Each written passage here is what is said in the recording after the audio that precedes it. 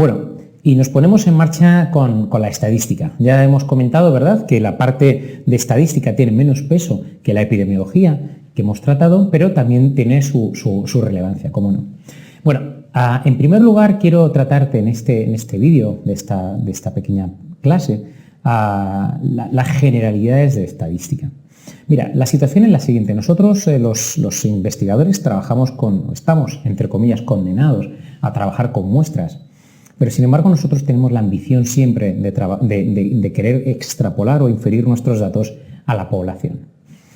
Tú tienes tus grupos de pacientes diabéticos sobre los que quieres conocer, por ejemplo, su glucemia, pero te gustaría saber cuál es la glucemia de los pacientes de la población de diabéticos, no solamente los de tu muestra.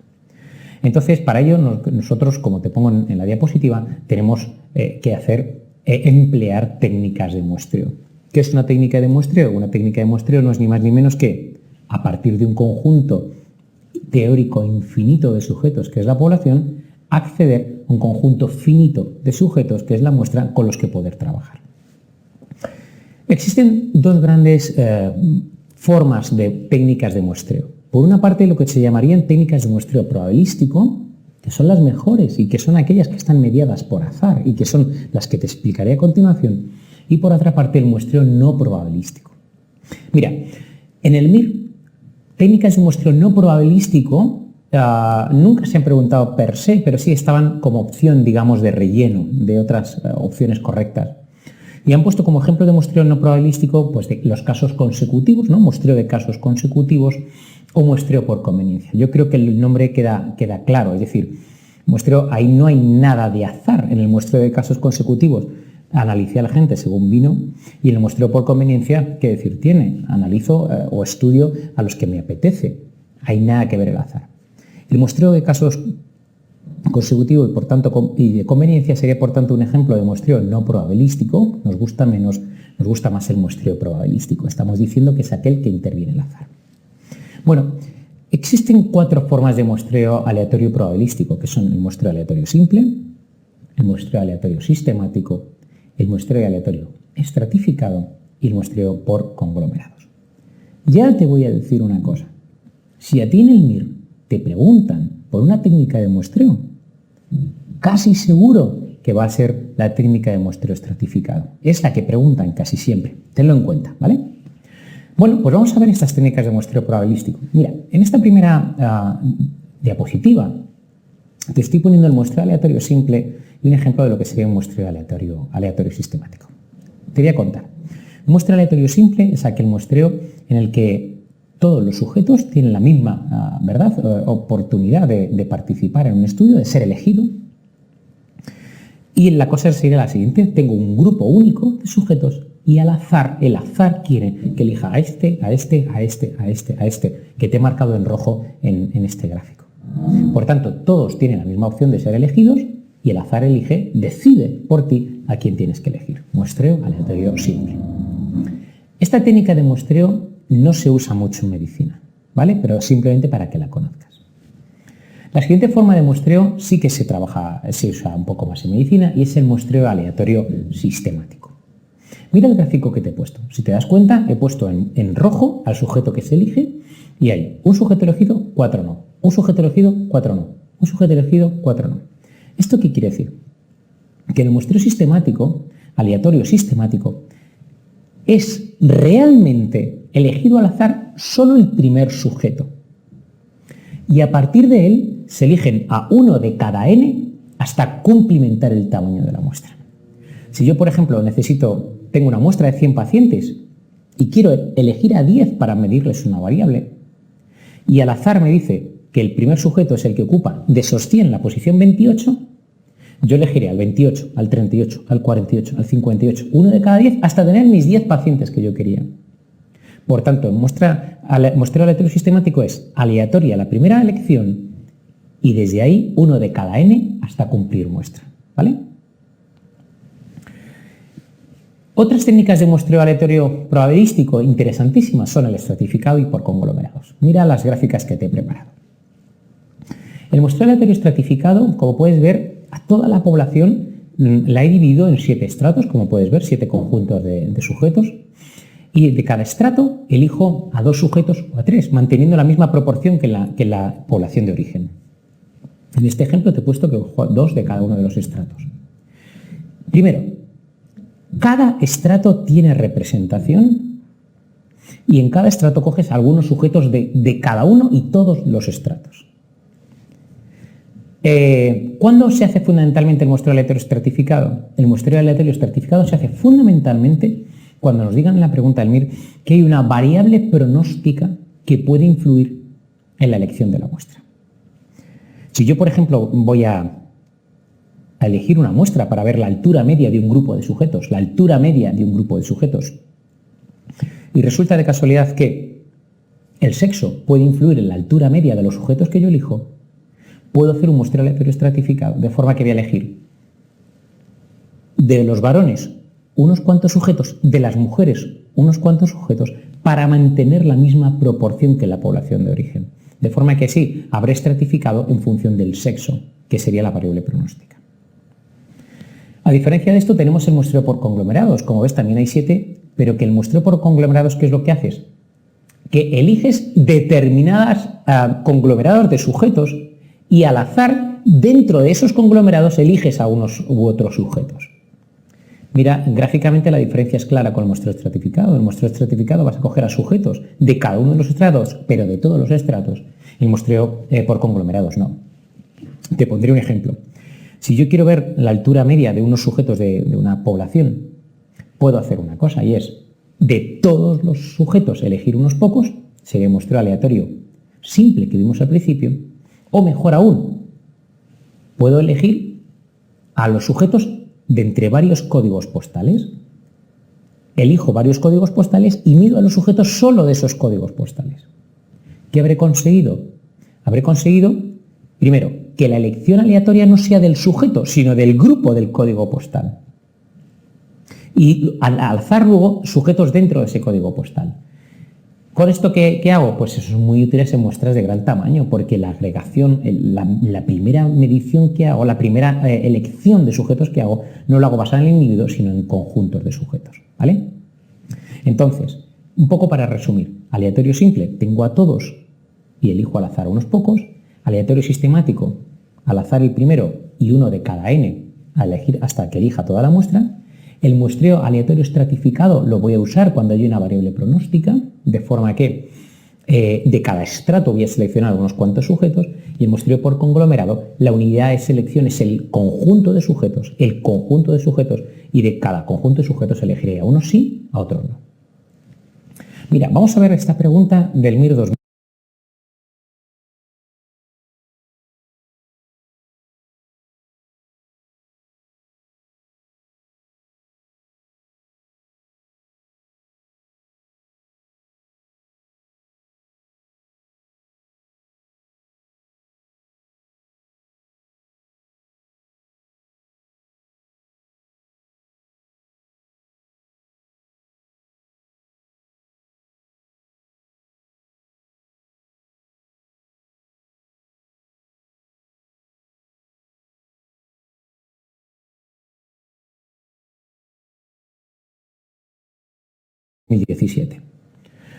Dice, en una población se quiere determinar la prevalencia de pediculosis en niños menores de 12 años. Para ello se divide la población en barrios.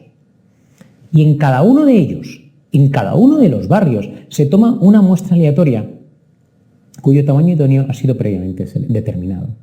El tipo de muestreo ha sido, si te das cuenta qué es lo que estamos haciendo en este tipo de muestreo, estamos seleccionando a niños al azar de todos y cada uno de los barrios.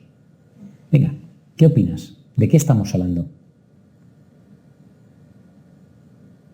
Claro, como es de todos y cada uno de los barrios, estaríamos hablando de la opción 2, de un muestreo aleatorio estratificado. ¿De acuerdo? Bueno, avancemos un poco con la estadística descriptiva, con la estadística básica. Vamos a empezar, hemos dicho. Ya hemos seleccionado la muestra, ya sabemos cómo seleccionar la muestra a partir de las técnicas de muestreo, y ahora que ya tienes la muestra, pues en ellos vas a medir variables. ¿Qué es una variable? Una variable es una característica observable, es aquello que el investigador se ha propuesto medir, Bien, nosotros tenemos dos grandes subgrupos de variables, que por una parte serían las variables cuantitativas, como te pongo en la diapositiva, y por otra las variables cualitativas o sinónimo categóricas. A su vez, estas variables tienen unas subdivisiones posteriores, de forma que la cualitativa se puede dividir. La cualitativa se puede dividir en nominal y en ordinal. Y la nominal, a su vez, en dicotómica o no dicotómica. ¿Has visto que te he puesto unos ejemplos? ¿Cuál sería el ejemplo de cualitativa nominal dicotómica que se mide siempre en medicina? El sexo, varón-mujer. El varón es más frecuente el cáncer, en la mujer es más frecuente la esclerosis múltiple, en fin, el sexo. Ejemplo de variable cualitativa nominal no dicotómica, pues por ejemplo la raza o el país de origen, cualquiera que tenga más de dos opciones. Y por último la variable puede ser cualitativa ordinal, como por ejemplo te he puesto ya el nivel socioeconómico o puede ser otro tipo de variables en las que puedes clasificar ordenadamente a los sujetos. El otro subgrupo grande de variables eran las variables cuantitativas. Las variables cuantitativas pueden ser cuantitativas continuas o cuantitativas discretas. ¿Cuál es la diferencia entre unas y otras? Vamos a pensar. En un grupo de sujetos tú puedes decir, oiga, ¿usted cuánto mide? ¿Usted cuánto mide? ¿Usted cuánto mide? Y uno te dirá, mido 170 centímetros, 173 centímetros, 173,7 centímetros. Puede ser el 0,7 centímetros. Pero si a esos mismos sujetos le preguntas, oiga, ¿y usted cuántos viven en su casa? Pues uno te dirá, en mi casa somos 2, en mi casa somos 3. Pero nadie te puede decir, en mi casa somos 3,4. Es decir, que el número de personas por familia sería cuantitativa, pero cuantitativa discreta o sinónimo discontinua, porque entre dos valores dados no hay valores intermedios posibles. Dicho de otra forma y para que lo veas rapidísimo, una variable cuantitativa será continua cuando puedes poner comas. El colesterol, la glucemia, cualquiera de estas que puedas poner comas, se tratará de una variable cuantitativa continua. Bueno, y con esto estamos introduciendo los diferentes, la estadística descriptiva. Bueno, ya hemos visto anteriormente los tipos de variables que hay, cualitativas y cuantitativas. Pues vamos a fijarnos en estas últimas, en las variables cuantitativas. Sin duda alguna, unas de las que más se emplean en medicina.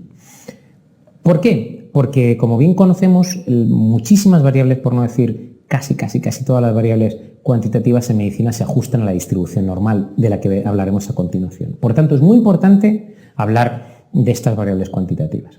Mira, cuando nosotros nos preguntan sobre cómo se distribuye una variable cuantitativa en una muestra, tenemos que tener en cuenta, como te pongo en la pizarra, que vamos a tener medidas de síntesis de tendencia central y medidas de síntesis de dispersión.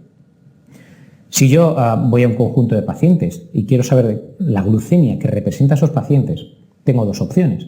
O bien a cada paciente se le selecciona la glucosa, cosa que no me apetece y necesito mejor un único valor que sea la información global de toda la muestra.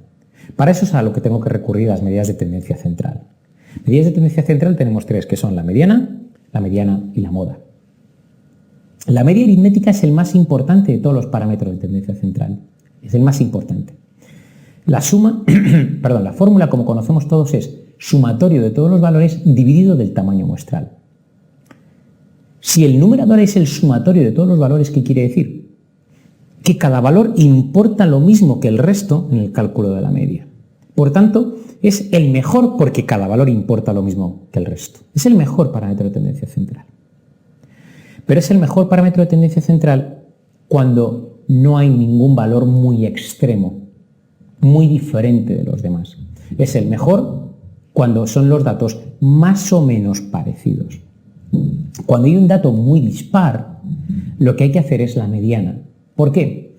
Porque ese valor dispar puede influir mucho en la media, pero no va a influir en la mediana. ¿Debido a qué? La mediana, además de ser un parámetro de tendencia central que ves en la diapositiva, es un parámetro de posición. ¿Por qué? Porque siempre ocupa la misma posición, que es el percentil 50. Definimos, por tanto, la mediana como aquel valor que me deja a la mitad de los valores a cada lado. Pregunta del MIR, ¿qué significa en una escala analógica visual que la mediana de dolor es 7? Eso significa que la mitad de los sujetos de mi muestra tuvieron un valor menor a 7, la mitad de los sujetos de mi muestra tuvieron un valor mayor a 7. ¿Ok? Pues cuando hay un valor extremo, un valor raro por arriba o por abajo, mejor usa la mediana. Usa la mediana. ¿Por qué? Porque se va a ver mucho menos influida por ese valor extremo que la media. Podríamos, por tanto, decir que la media sería el parámetro de tendencia central que usaremos en las distribuciones simétricas, en las que no hay datos raros, mientras que la mediana será el parámetro de tendencia central de las distribuciones asimétricas, que son aquellas en las que hay datos dispares. Por último, tendríamos el concepto moda. ¿Qué es la moda?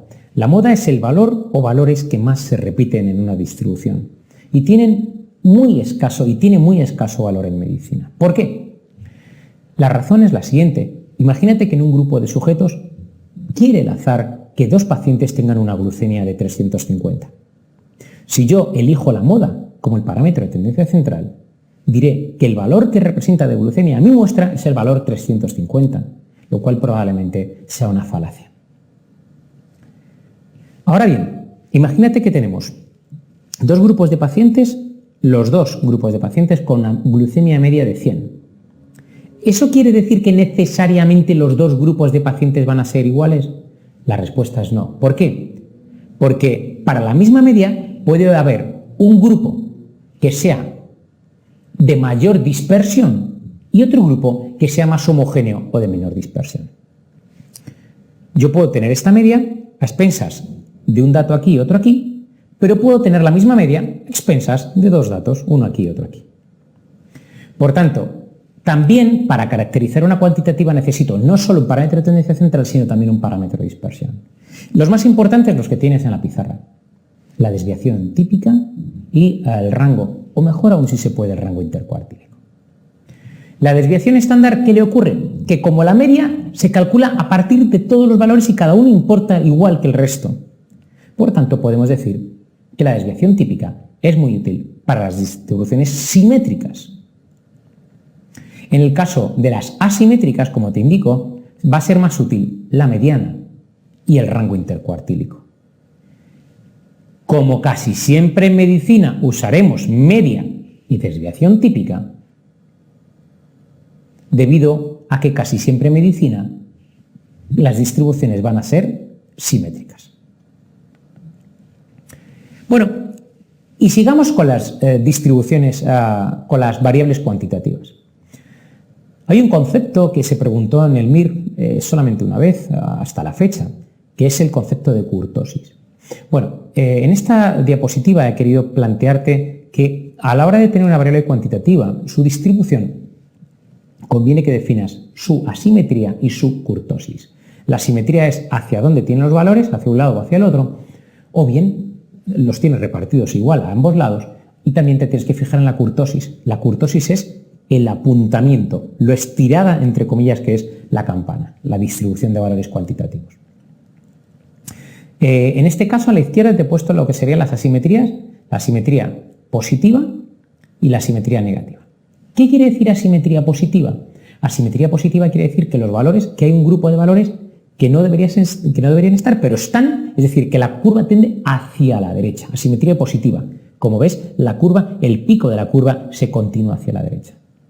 Sin embargo, la asimetría negativa es lo contrario. Una curva con asimetría negativa quiere decir que el conjunto de valores se sigue yendo hacia la izquierda. Si yo estoy hablando, por ejemplo, de la puntuación del último MIR, a mí me encantaría tener una asimetría positiva, lo cual, ¿qué querría decir? Que habría un grupo de alumnos, de mis alumnos, que estarían en puntuaciones altas. Mientras que en el caso de la asimetría negativa, me gustaría que eso no me pasara a mí. ¿Por qué? Porque significaría que tendría un grupo de alumnos importante que ha tenido una nota que claramente hace tender hacia abajo el valor de la media. ¿De acuerdo? Eso en cuanto a la asimetría. ¿Y qué ocurre con respecto a la kurtosis? Bueno, pues una curva puede ser leptocúrtica, mesocúrtica o platicúrtica. ¿Qué es una curva habitual, digamos? Pues mesocúrtica, ni muy, estirada, ni muy aplanada. Cuando la distribución es claramente muy estirada, se le llamará leptocúrtica, Y cuando la distribución es todo lo contrario, es muy planita, se le llamará platicúrtica. Ya te adelanto una cosa, la distribución normal, de la que luego hablaremos mucho, ¿qué características va a tener? Va a ser mesocúrtica y va a ser simétrica, es decir, no tendrá asimetría ni hacia un lado ni hacia otro, y en cuanto a curtosis, ni muy alta ni muy baja, va a ser en medio de todo, ¿de acuerdo? Distribución normal. Aquí la tienes. La distribución normal, campana de Gauss, ¿verdad? Para todos, es una curva de probabilidad continua. Si yo le intentara pintar la campana de Gauss con un boli, yo haría algo así y vería cómo la pinto de un único trazo. ¿Esto qué quiere decir? Si la pinto de un único trazo, quiere decir que la distribución normal o campana de Gauss es una curva de probabilidad continua. Todos los valores continuos tienen cabida. ¿Cuáles son los límites de la campana de Gauss? Los límites de la campana de Gauss son más menos infinito, ¿de acuerdo? Claro, campana de Gauss, límites más menos infinito, la pregunta es, ¿y cuánta gente cabe dentro de la campana de Gauss? Bueno, dentro de la campana de Gauss caben todos, cabe el 100% de los sujetos. ¿Esto qué quiere decir? Que el área bajo la campana de Gauss es 100% o 1, según lo expreses en tanto por 1 o en tanto por ciento. ¿En qué más te tienes que fijar en la campana de Gauss? La campana de Gauss te tienes que fijar que hay siempre un punto de la campana, más o menos, donde iría de cóncava a convexa, que es es un punto de inflexión el que llamaríamos desviación típica. ¿Qué tienes que memorizar sí o sí? Que el intervalo que incluye más menos una desviación típica, como tienes en la campana de la pizarra, incluye un 68% de la muestra. Es el área sombreada más oscura. Ese intervalo, media más menos 1, no se usa mucho en medicina. El que se usa y de verdad tienes que saber sí o sí, no olvidarlo jamás, es que el intervalo que incluye más gente, más menos 2 veces la desviación típica, incluye a un 95% de la muestra. Y este es el intervalo que no puedes olvidar. Media más menos 2S, 95% de la muestra. Venga, con estos datos te animo a hacer esta pregunta que me parece que es muy interesante.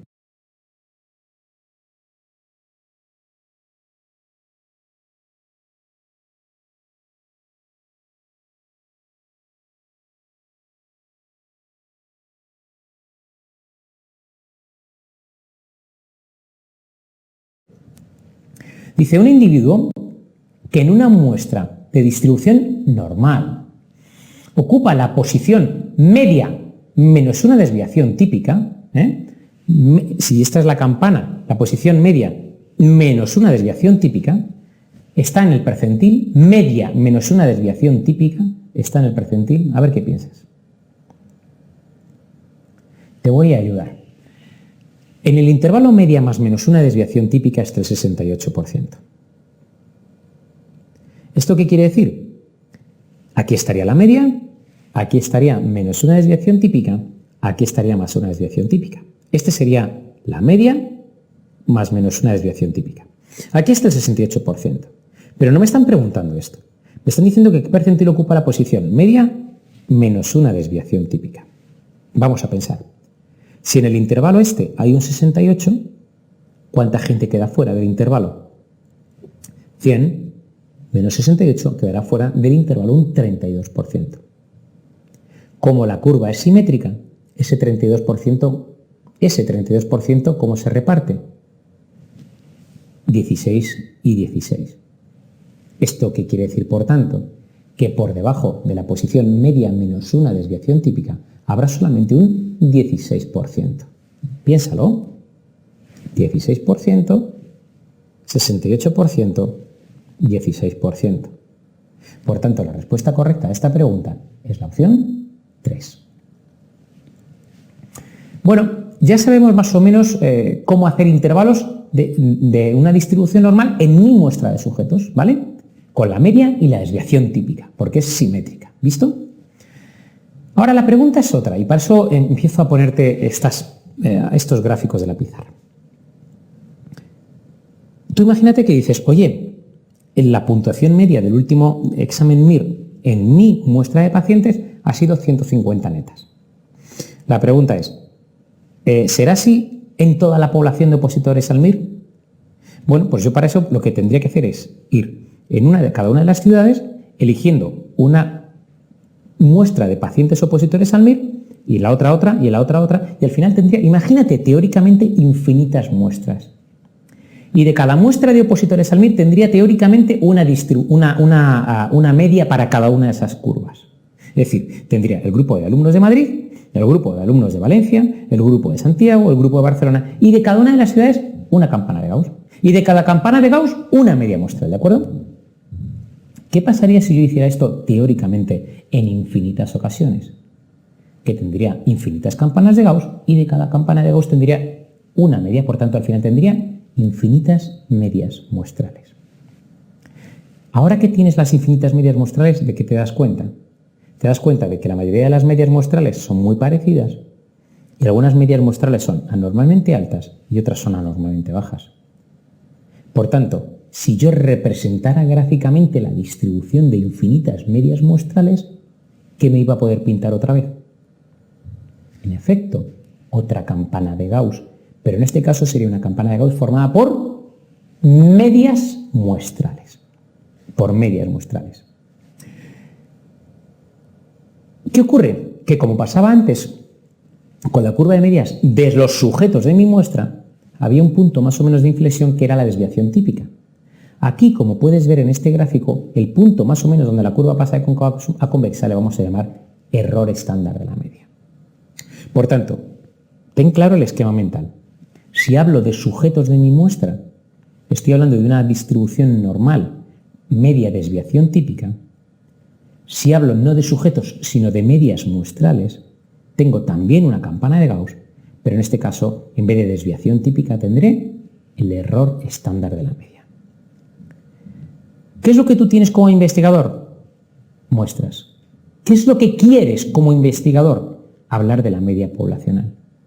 Bueno, pues ir desde la muestra a la estimación de la media poblacional. Para eso tengo la fórmula que está a la derecha. Y es que el error estándar de la media es igual a la desviación típica en tu muestra partido por la raíz cuadrada del tamaño muestral de tu muestra. ¿De acuerdo? Fórmula que tienes que saber. EM es igual a desviación típica partido por la raíz de n.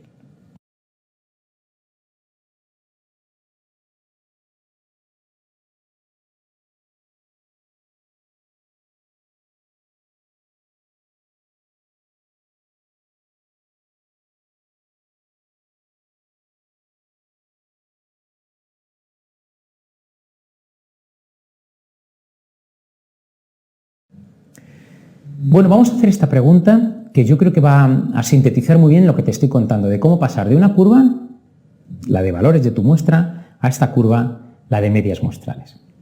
Dice la pregunta, se ha obtenido que el intervalo 175-225 está incluido el 68% central de una muestra de diabéticos. O sea que aquí, entre 175 y 225, está el 68% de la muestra de diabéticos. Y te dice que calcula un intervalo que incluya el valor medio poblacional con una probabilidad del 95%. O sea, tienes esto, quieres esto. Vamos a desarrollarlo. Recuerda que te dije antes que la forma de pasar de aquí a aquí era con la fórmula error estándar es igual a desviación estándar partido de la raíz cuadrada de n. Para calcular el error estándar necesitas, por tanto, sí o sí, la desviación estándar. Vamos a calcularla. Te cuento. Mira, te dicen que entre 175 y 225 está el 68% de la muestra.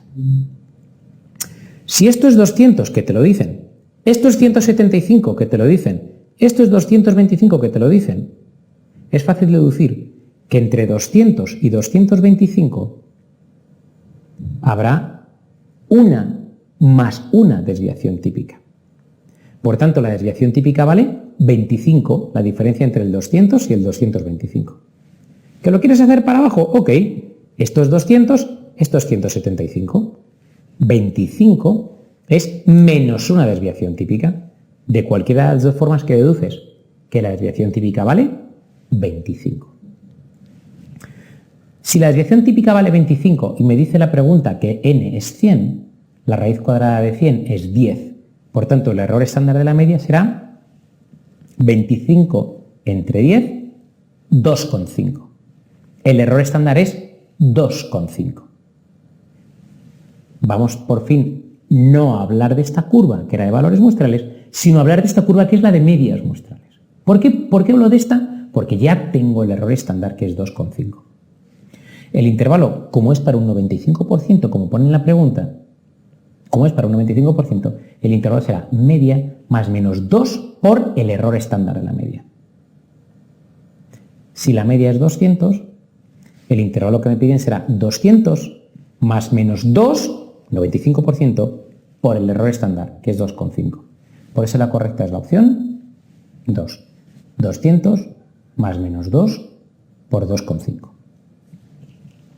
Bueno, esta pregunta la repasas las veces que haga falta, porque claramente es el resumen perfecto de cómo ir de una curva a la otra. Recuerda, primero calculas la desviación típica con el intervalo 175-225, con la fórmula del error estándar calculas el error estándar, por último haces este intervalo, que es el intervalo de la media poblacional. Te quiero resumir en este gráfico que te pongo en esta tabla lo siguiente. Mira, si en una pregunta, Almir, nos hablan de desviación estándar o desviación típica, estás en esta curva. Es una medida de dispersión, como te pongo ahí, de una distribución normal, de sujetos, de valores muestrales. Mientras que si me hablan de error estándar, como te pongo ahí, me están hablando de una distribución de medias muestrales. Sujetos muestrales, medias muestrales. ¿Vale? Entonces, ¿qué quiere decir esto? La curva de sujetos, pues el 95% de los valores, 95% de los valores de una distribución está aquí. ¿Qué quiere decir este intervalo? Que ese intervalo incluye el 95% ahora ¿de qué? De las medias muestrales. O, lo que es más interesante, es el intervalo que incluye la media poblacional con una probabilidad del 95%. Por eso, tenlo muy en cuenta.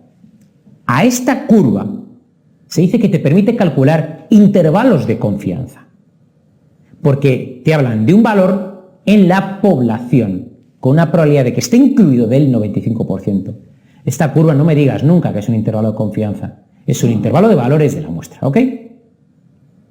Bueno, vamos a ver. Hacemos algunas preguntas y vemos cómo nos sale todo.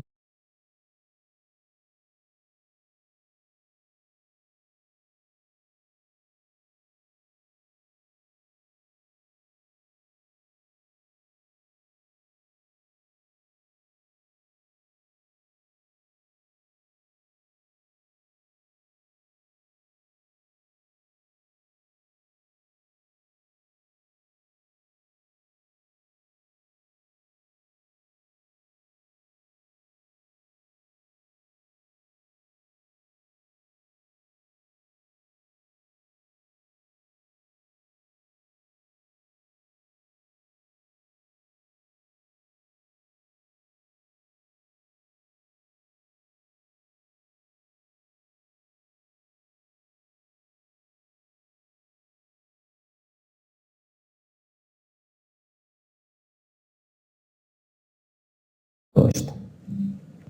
Dice, leo la pregunta, dice, un artículo de una revista científica informa de que el intervalo de confianza del 95, mira, intervalo de confianza del 95, es esta curva, la de medias muestrales, intervalo de confianza, no puede ser esta. Dice que esta curva, 95%, la media está ahí dentro del intervalo 192-208. La probabilidad de que la media poblacional esté en este intervalo es del 95% y el intervalo es 192-208. Si la distribución es normal, ¿qué quiere decir? Que el valor de la media será equidistante a ambos límites del intervalo. Será 200. 200 más 8, 208, 200 menos 8 será 198. Dice, ¿cuál de las siguientes afirmaciones es falsa? ¿Te das cuenta? Estamos todo el tiempo en la curva de medias, nunca en la curva de valores muestrales. Porque me han dado un intervalo de confianza. Señale la falsa. Dice, 1. La probabilidad de que el nivel medio poblacional esté aquí es del 95%. Eso es correcto. 2. Si se repitiera el estudio muchas veces, un 95% ya se obtendría una media muestral comprendida entre esto. Eso es correcto. Fíjate lo que dice ahora. El 95% de los valores de los adultos de la población tiene una colesterolemia comprendida. Por mucho que te digan población, si te hablan no de medias, sino de valores, no estás en esta curva, estás en esta curva. Por tanto, esa es la incorrecta. Recuérdalo, aunque me hables de población, yo solo hablaré de curva de intervalos de inferencia estadística que me permite calcular intervalos de confianza si me hablas de medias. ¿De acuerdo? Muy bien. Pues con esto habríamos repasado cómo inferir de una curva muestral, desviación típica, a una curva de inferencia de media poblacional, error estándar. Es importante que sepas hacer esto y revisa la pregunta que hicimos antes y bueno, que estuvimos un poco debatiendo despacio.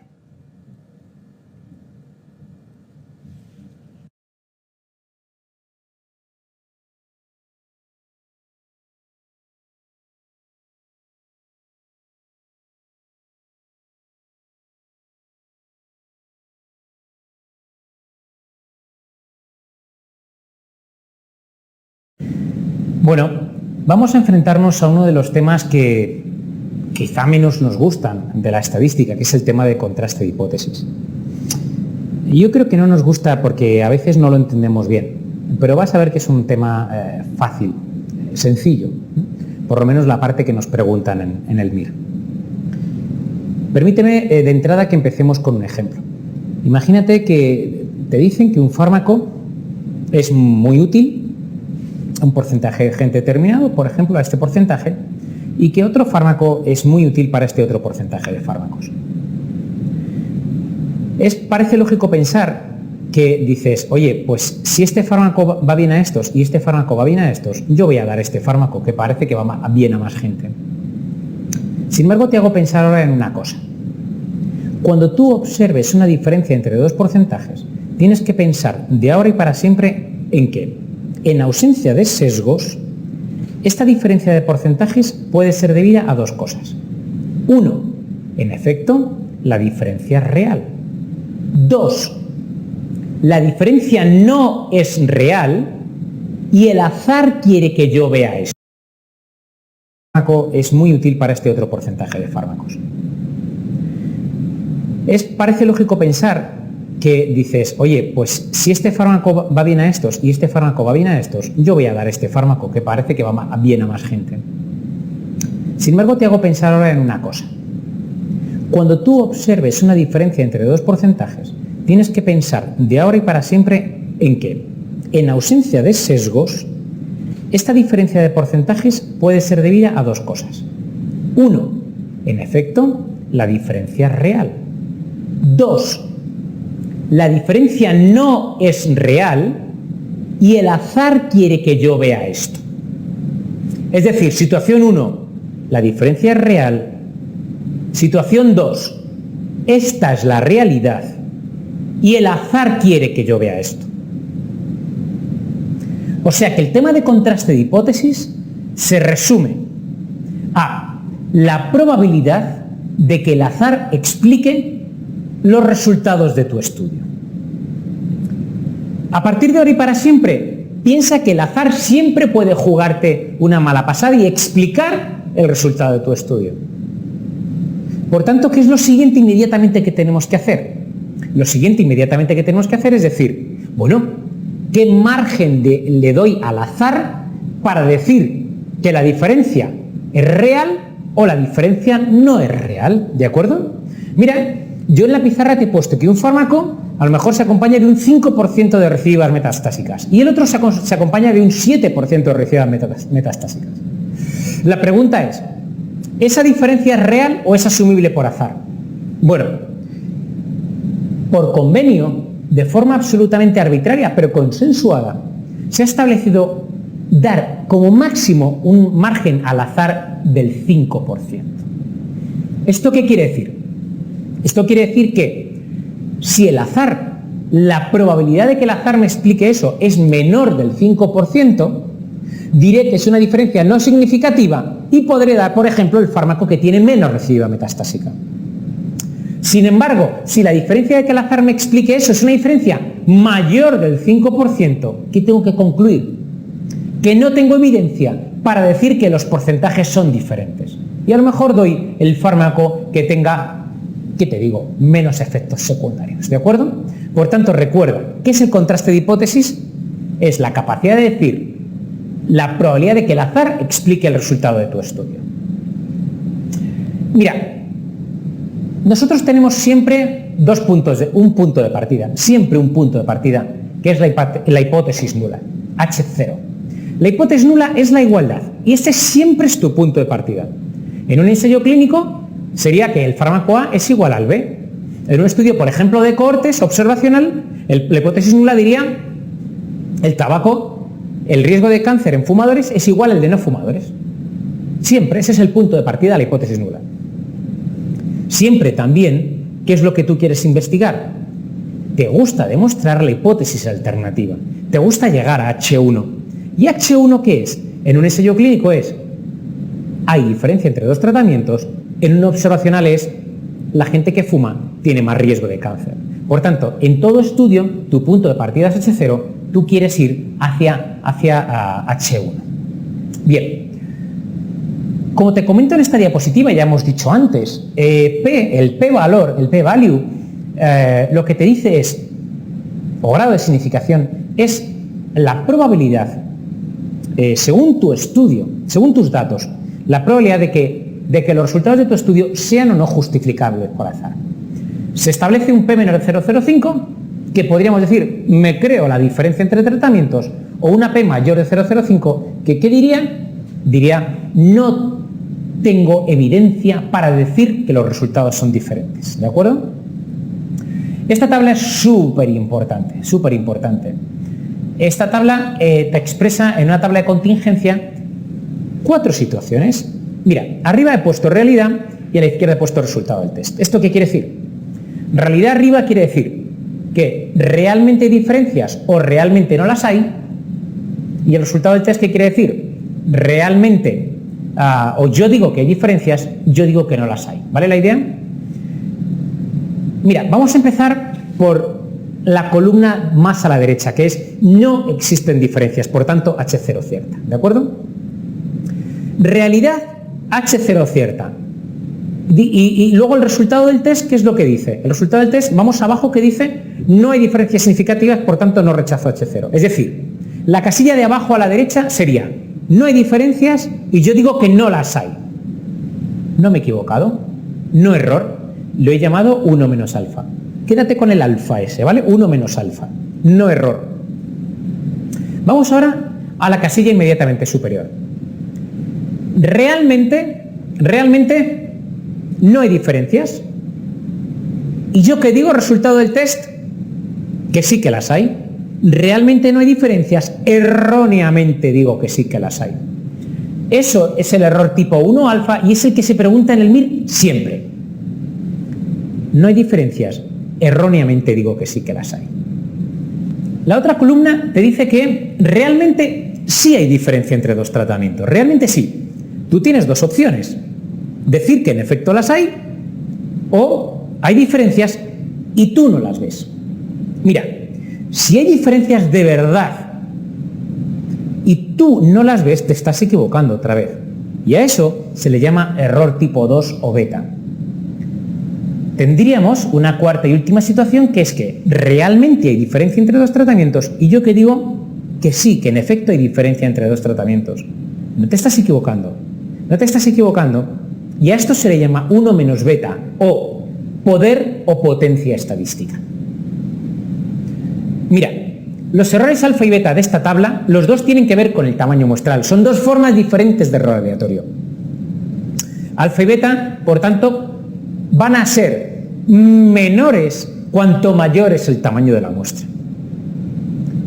Dicho de otra forma, el poder o potencia del test va a mejorar cuando aumentamos el tamaño muestral.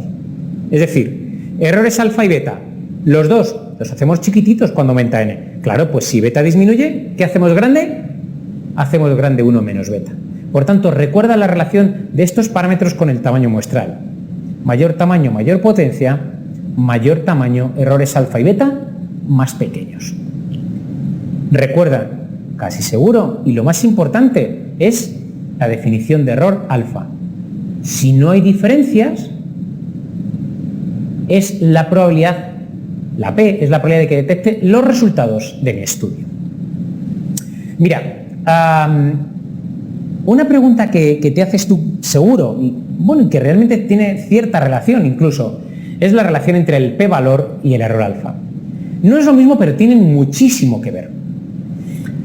El error alfa es un valor preestablecido y casi siempre del 5%. Y se establece y se prefija a priori antes de hacer tu estudio. El valor de la P va a ser el valor de tu test estadístico, es un valor que sacas a posteriori. Oye, he hecho mi trabajo, he hecho mi test estadístico y mi test estadístico me ha dicho que la P vale 0,03, por ejemplo. Por tanto, el error alfa es algo que se fija a priori, la P es una especie de, entre comillas, error alfa a posteriori. Es decir, si mi P, en la P a posteriori de mi estudio, es más pequeña que el alfa prefijado, yo diré hay diferencias significativas. Si el valor de la P de mi estudio, el que sale a posteriori, es más grande, peor que el alfa prefijado, no podré decir que hay diferencias estadísticamente significativas. Simplemente con esta diapositiva te quiero recordar que ya hemos hablado de estadísticamente significativo en dos situaciones. Una, ahora, con el valor de la P, pero otra también cuando hablamos de intervalos de confianza, por ejemplo, del riesgo relativo. ¿Recuerdas? Decíamos, oye, es que este intervalo es significativo porque el intervalo no incluye el 1. ¿Verdad que sí que te acuerdas? Por tanto, hablamos de situación de significación estadística en los intervalos de confianza. Hablamos de significación estadística cuando nos referimos al p-valor, que es el tema que estamos tratando ahora, ¿vale?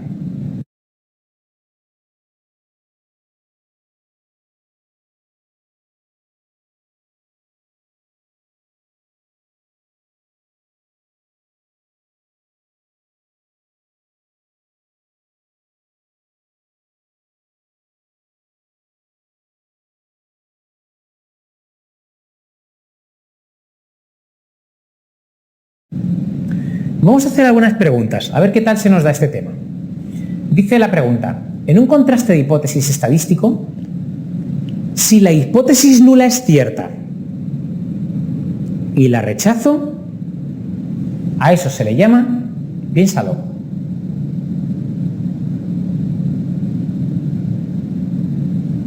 a eso se le llama error alfa o tipo 1. Por tanto, la correcta es la opción 4. A ver qué te parece esto.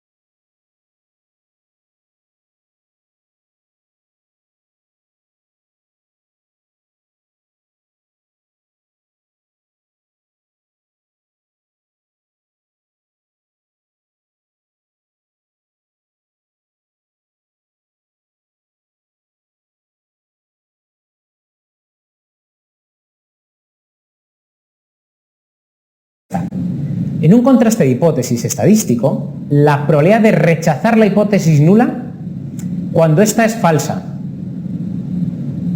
Rechazo la hipótesis nula cuando es falsa. O sea, estoy acertando. Porque rechazo algo que es falso. Estoy acertando. A eso es a lo que se le llama potencia. ¿Vale? Por tanto, la correcta sería la opción 3.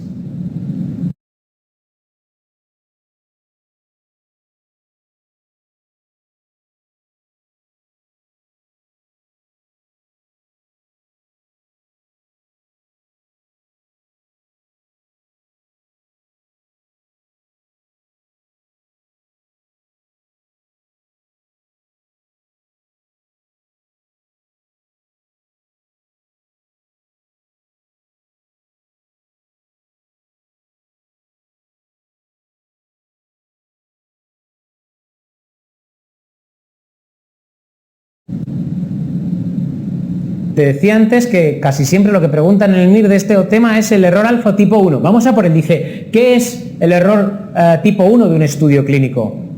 A ver qué te parece. Un error sistemático. No sigas leyendo. Te he dicho que era un error aleatorio, ¿te acuerdas? 2, un error aleatorio. 3, un error aleatorio. 4, un error aleatorio. Por tanto, puede ser la 2, la 3 o la 4. La 1 no. Vamos a seguir leyendo 2, 3 y 4. Dice la 2. Un error aleatorio. La hipótesis nula es cierta. La hipótesis nula es cierta y la rechazo. No sigamos leyendo. Eso es la definición de error tipo 1 alfa. La opción 2. Es decir, realmente no hay diferencias y erróneamente digo que sí. Recuerda este error siempre. Más.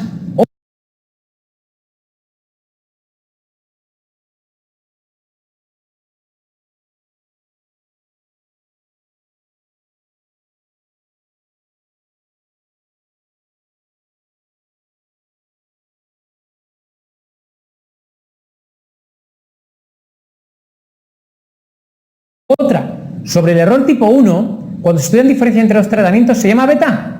No, hemos dicho que el error tipo 1 se llama ¿cómo? Alfa. Te voy a dejar que pienses.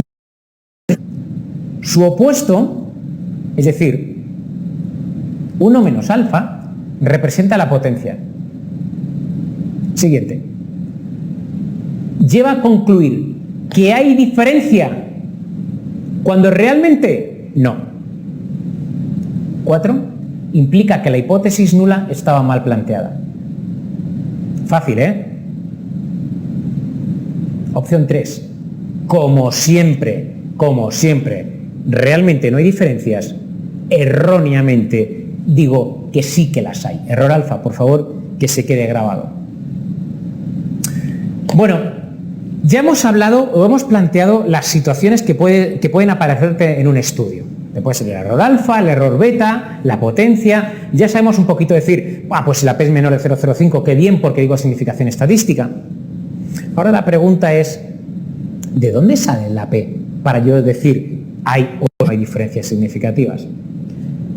Las P's, el P-valor, sale de una fórmula matemática que se llama test estadístico. Tienes en el manual esta tabla que seguro que te parece apasionante y la odias profundamente. Lo comprendo. Es una tabla que recoge la inmensa mayoría de los test estadísticos. Yo te he querido marcar en amarillo los que me parece que son más importantes, sobre todo para el MIR y sobre todo teniendo en cuenta que todavía estamos en primera vuelta. O sea que tenemos margen para ir sumando cositas más adelante. Mira, de esta tabla global, he querido, bueno, pues resumirte las cosas a la siguiente tabla que ves a continuación. Mira, tú tienes que, como pone arriba del todo, cuando quiero evaluar si existe asociación entre variables cualitativas, imagínate que quiero ver si existen diferencias significativas en el color de ojos claros o oscuros en función del sexo varón-mujer. Claro oscuro es una variable quali, varón-mujer es otra variable quali.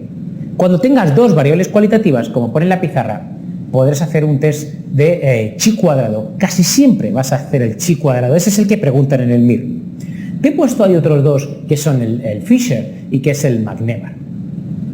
De entrada me conformaría con que me dijeras quali, chi cuadrado. Con eso vamos sobrados para el MIR y de verdad que de momento nada más.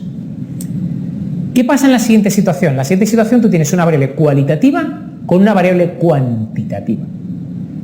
La variable cuantitativa puede ser, la variable cualitativa puede ser dicotómica, dos opciones, ejemplo sexo varón-mujer, o no dicotómica, ejemplo color de ojos, serían verdes, marrones, azules. No dicotómica. Bien, cuando la variable es una cuantitativa y la otra es cualidicotómica, tienes que hacer una T de student, ahí te lo he puesto. Sin embargo, cuando la variable 1 es quanti y la otra es quali no dicotómica, tienes que hacer otro test, en este caso el ANOVA, ya sabes, análisis de la varianza. En último lugar, si tienes que hacer a ver asociación entre dos cuantitativas. Imagínate, por ejemplo, quieres ver el peso de un grupo de sujetos, que es cuanti, con el colesterol LDL, que también es cuanti. Ahí ves dos cuantitativas diferentes. El test estadístico que tendrías que hacer es una correlación de Pearson. Por tanto, de toda la tabla del manual, recuerda lo que te he marcado en amarillo. Pero para primera vuelta, con que te manejes con estos datos que te estoy poniendo en esta diapositiva, sería más que suficiente.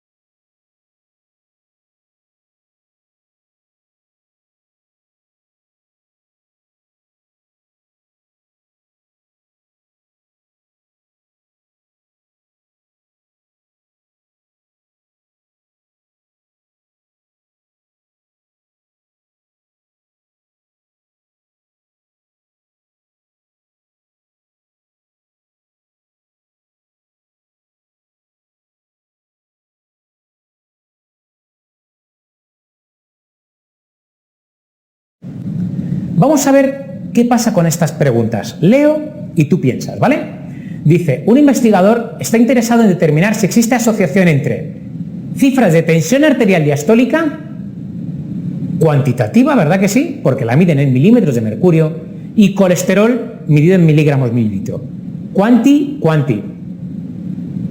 ¿Qué prueba estadística es la más apropiada? Está clarísimo, ¿verdad? La correcta es la opción 4. Dos cuantitativas diferentes. Correlación de Pearson, ¿vale?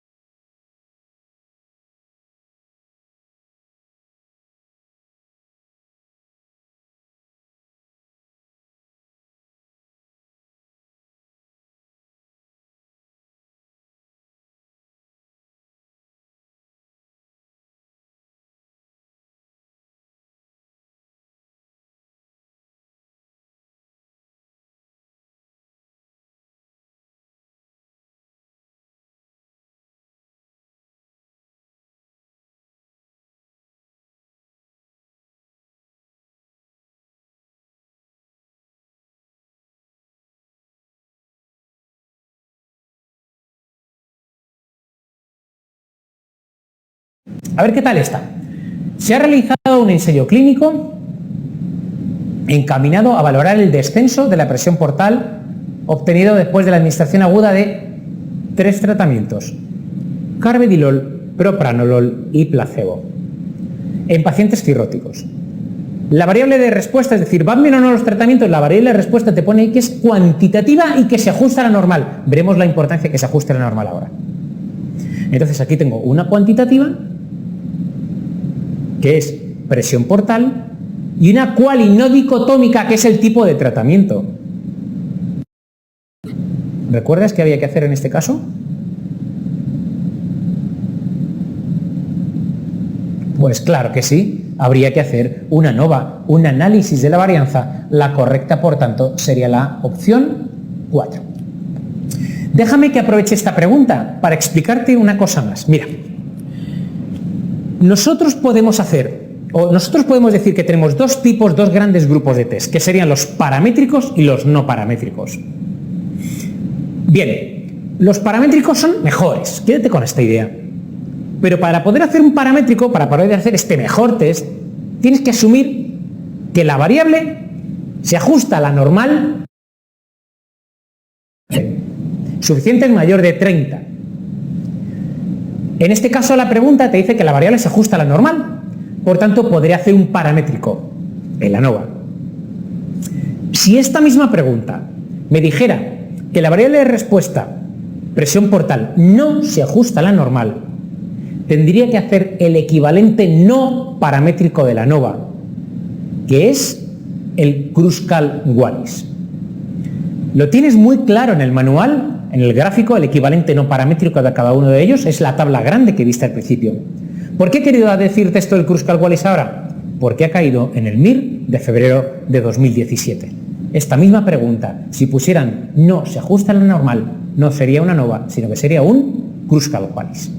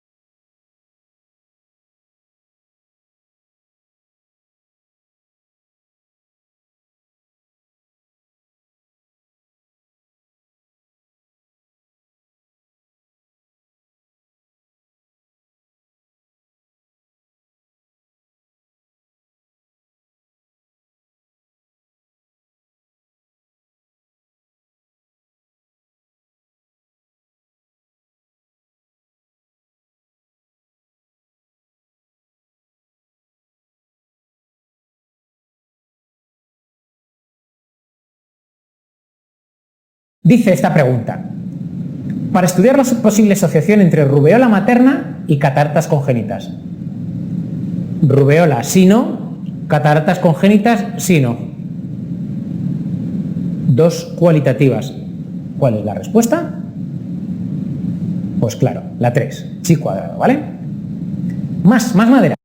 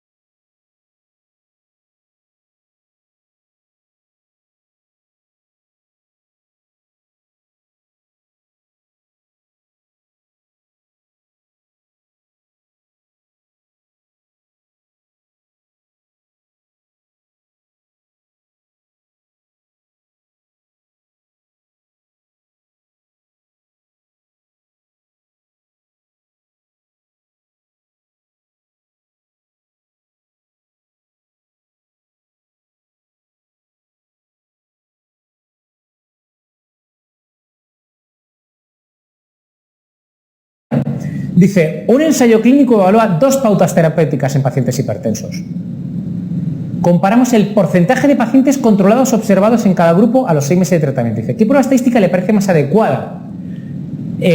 La variable aquí sería, una variable 1 sería tratamiento A, tratamiento B, 2 pautas terapéuticas, y la otra variable sería paciente controlado, paciente no controlado, porque quieren comparar el porcentaje de pacientes que se controlan. Por tanto, sería tratamiento A, B, una variable dicotómica, control, no control, la otra variable dicotómica. Dos dicotómicas.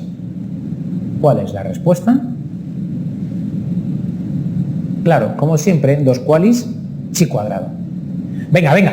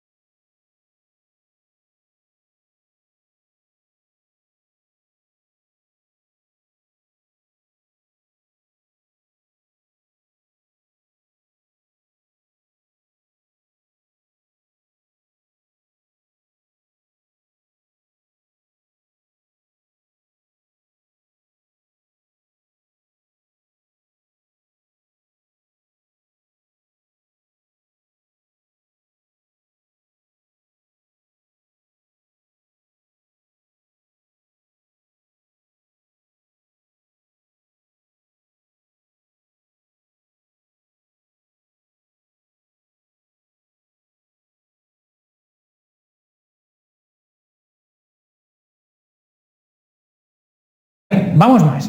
Dice, queremos contrastar la hipótesis en un estudio de casos y controles de que la medida de colesterol es diferente en pacientes, casos y controles. Es decir, que tengo una quanti, que es el colesterol, medida en, o sea, cualidicotómica. Una quanti, una cualidicotómica. ¿Cuál es la respuesta? La respuesta es la opción 2. Habría que hacer una TD Student. Recuerda, amigo, ya que estamos aquí, si en vez de ser una quanti dos veces fuera una quanti más de dos veces, habría que hacer ¿qué? ANOVA. Pero como hay solo dos opciones, casos y controles, TD Student.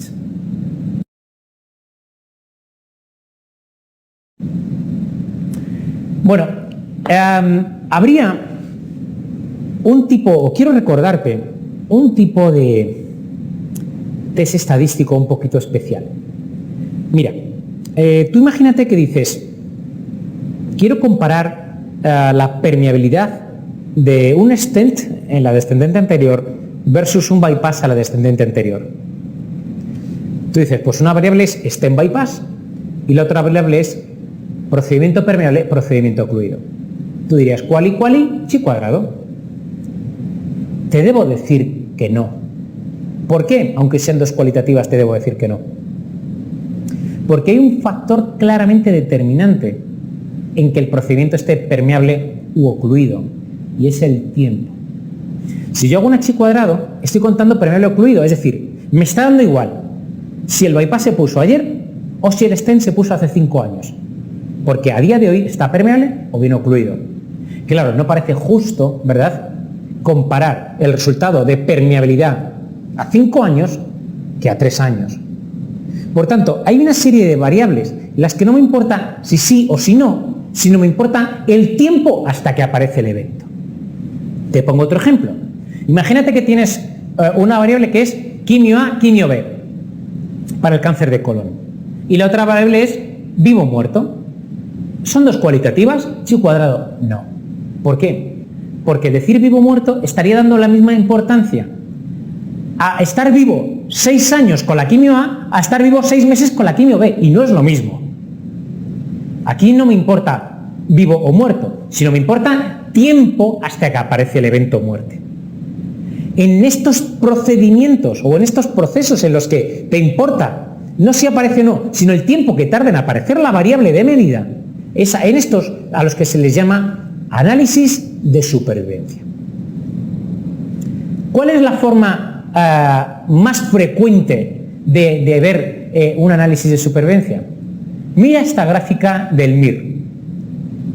La gráfica del MIR que te estoy presentando es una tabla de Kaplan-Meier. Kaplan-Meier. Cuidado, no te confundas, Kaplan-Meier no es un test estadístico. Kaplan-Meier es un tipo de gráfico, un descriptivo, en el que se pone en el eje de ordenadas, como pone ahí, el porcentaje libre de evento, imagínate si fuera muerte, pues sería porcentajes de supervivencia, y a lo largo de la eje abscisa se pone el tiempo de seguimiento. Por eso habitualmente las curvas de Kaplan-Meier tienen una morfología descendente. ¿Por qué? Porque al principio están todos vivos y según va pasando el tiempo va cayendo la supervivencia porque lamentablemente algunos pacientes van falleciendo. ¿Qué es lo que nos plantean en esta campana de Gauss? Perdóname, en esta Kaplan-Meier. En esta Kaplan-Meier lo que nos plantean es, primero, hay dos Kaplan-Meier. ¿Por qué? Porque hay dos opciones de tratamiento diferentes. Por tanto, tienes una curva de supervivencia para una modalidad de tratamiento y otra curva de supervivencia para la modalidad de tratamiento 2. Ahí está la gráfica, ¿de acuerdo? Cuando a mí me pregunten por esto, me voy a fijar necesariamente en varios parámetros. Vamos ahora al enunciado de esta pregunta. Mira, en este enunciado de la pregunta te he marcado algunas palabras clave del tema de supervivencia. He puesto, lo primero que te he marcado, te he subrayado, ha sido Kaplan-Meier, ¿lo ves? Descriptivo. Pero te he marcado también porcentaje de censuras, te he marcado también prueba de log rank, te he marcado también hazard ratio. Vamos a explicar un poquito de cada cosa. Mira, en un análisis de supervivencia tú tienes tres tipos de sujetos. Los que mueren, los que acaban el seguimiento sin morir y los que se pierden y no sabes si han muerto o no han muerto. Censuras son los dos últimos. Es decir, censuras son los que acaban el seguimiento sin morir o los que se pierden. ¿De acuerdo? No son censuras los que se mueren o los que tienen la variable evento de interés. ¿Vale? ¿Qué quiere decir log rank? En la gráfica anterior del MIR, en la que había dos Kaplan-Meier, había dos gráficas de supervivencia diferentes. La pregunta que tú te tienes que hacer es, oye, ¿estas gráficas de Kaplan-Meier son estadísticamente diferentes? Míralas, ¿son estadísticamente diferentes? Para saber si las dos gráficas son estadísticamente diferentes, tenemos que hacer, como siempre, un test estadístico. Y el test estadístico que hay que hacer aquí es el test de log rank. Es decir, el log rank es el test estadístico que uso en las curvas de supervivencia para saber si hay diferencias significativas entre ambas. ¿Qué querrá decir una log rank menor de 0,05? Querrá decir que hay diferencias en contra del azar, es decir, diferencias asumibles por realidad entre las dos modalidades de tratamiento. En la pregunta del MIR, la P fue de 0,0001, con lo cual, ¿qué quiere decir? Que claramente el azar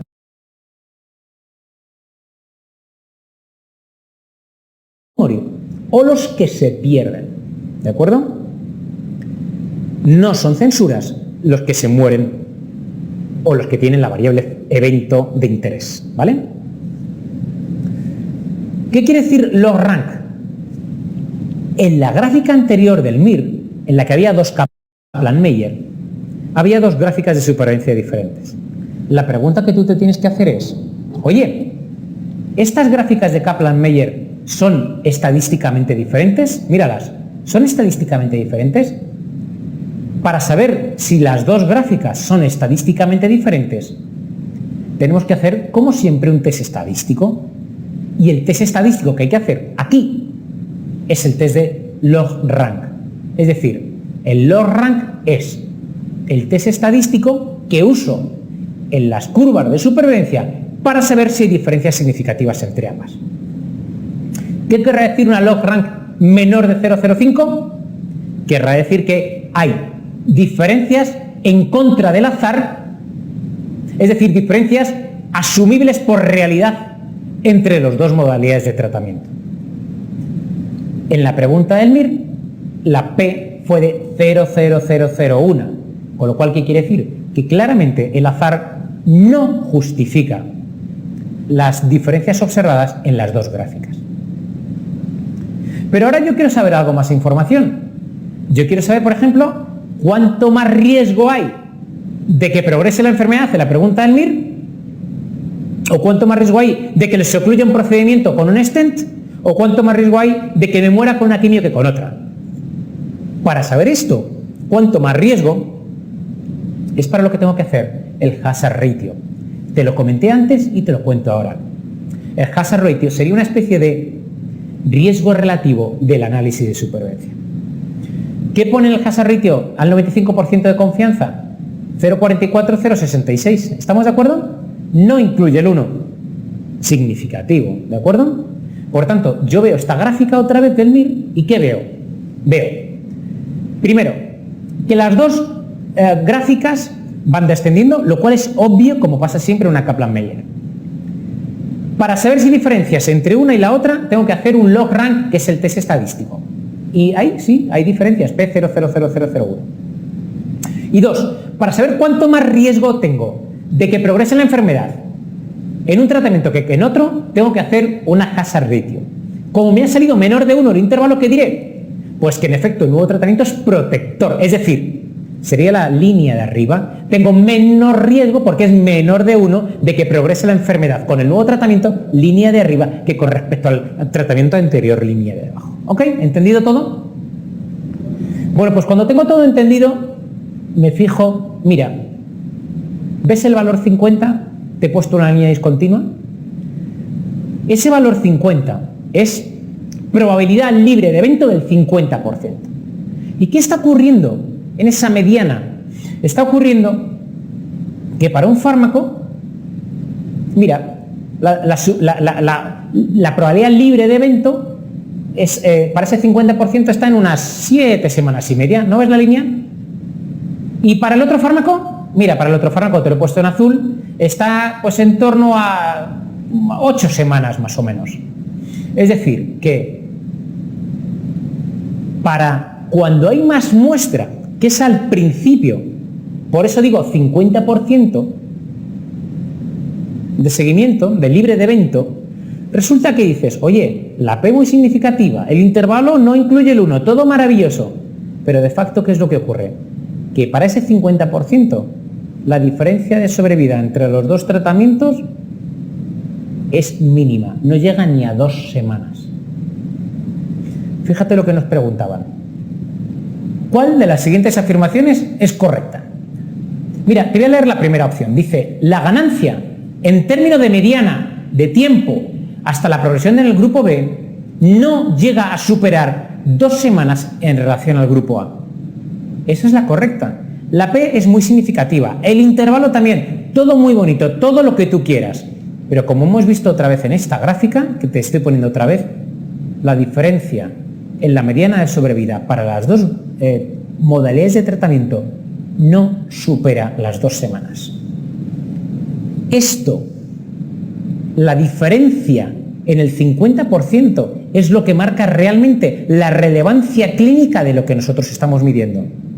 Tendrás mucha P, tendrás mucho intervalo significativo, pero para saber si es diferente la relevancia entre 2 tratamientos, tendrás que ver qué es lo que ocurre, la diferencia de tiempos para el porcentaje 50%, como está en la pizarra. Para terminar, te quería comentar algunas cosas sobre el análisis multivariante. Si recuerdas, el análisis multivariante era una de las formas que nosotros teníamos para evitar el sesgo de confusión. Allí tocamos algo ya de esta tabla, de esta gráfica. Quiero volver a recordarla ahora. Mira, un análisis multivariante se hace porque hay más de 2 variables. Hay 3 tipos de análisis multivariante, que son, dependiendo siempre de la variable resultado, de la variable final o llamada variable dependiente. Como te pongo en el gráfico, la variable dependiente o final puede ser quali, puede ser quanti o puede ser supervivencia, como te acabo de contar ahora. El test estadístico que hay que hacer depende de esta dependiente, perdón por la redundancia. El test estadístico que hay que hacer cuando la variable dependiente es quali, hay que hacer una regresión logística. Cuando la variable es quanti, una regresión lineal múltiple. Y cuando la variable es supervivencia, hay que hacer una regresión de Cox. La medida de asociación que se usará cuando es quali, habitualmente es la odds ratio. Y cuando es una supervivencia hay que hacer una hazard ratio. Acuérdate que ya hablamos de la hazard ratio antes, cuando hablamos de la Kaplan-Meier. Te va sonando, ¿verdad? Mira, la mejor forma de resumir de una tacada el análisis multivariante es la siguiente pregunta del MIR. Vas a ver, te cuento, la leo.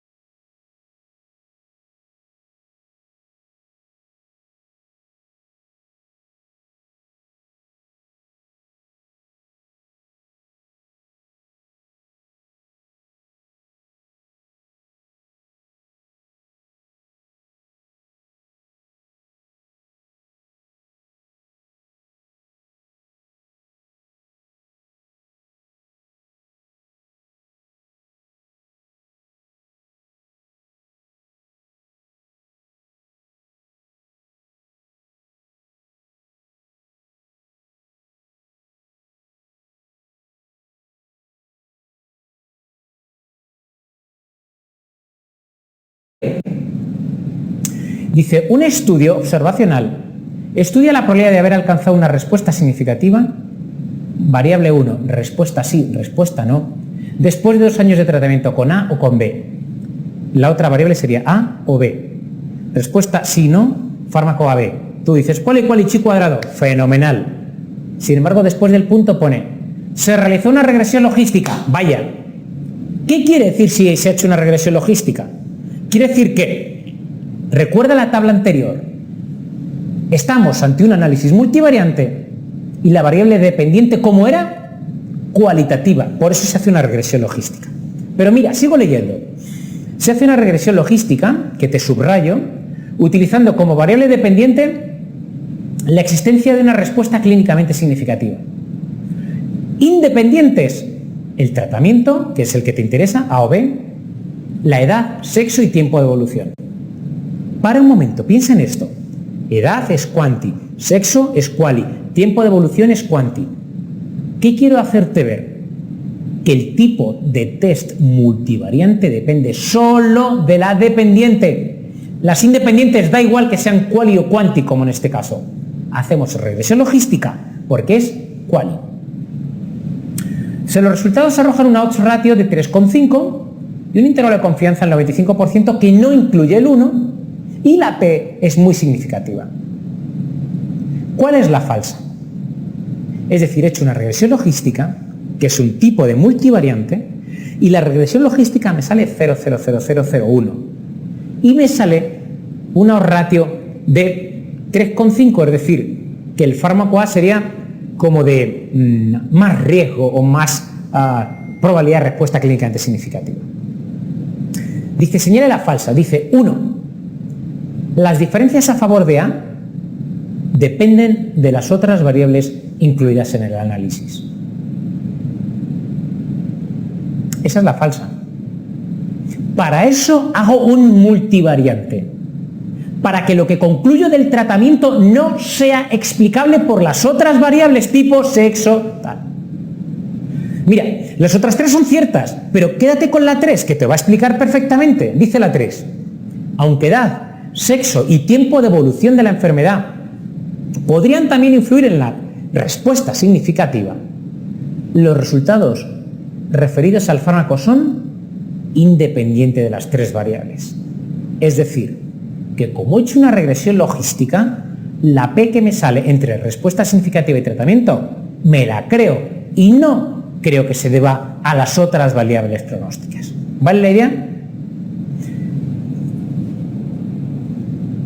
Para completar esto, imagínate que en esta pregunta del MIR, en vez de decirnos que la variable respuesta clínica sí o no, nos dijeran tiempo hasta alcanzar respuesta clínica, o sea, supervivencia.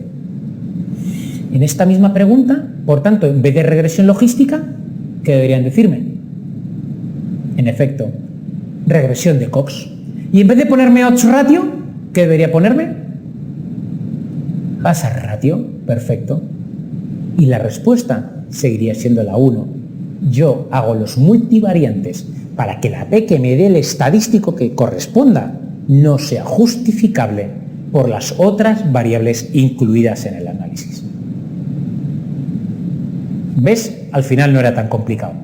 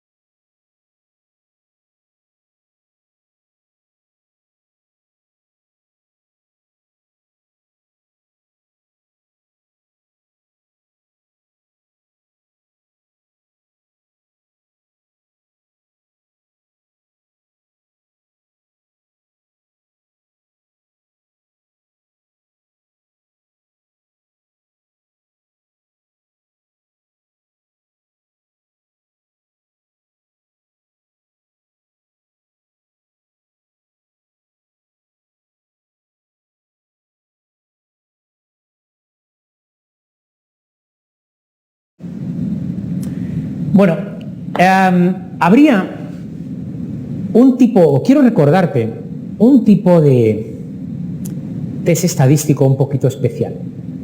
Mira, tú imagínate que dices, quiero comparar la permeabilidad de un stent en la descendente anterior versus un bypass a la descendente anterior. Tú dices, pues una variable es stent bypass y la otra variable es procedimiento permeable, procedimiento ocluido. Tú dirías, quali, chi cuadrado.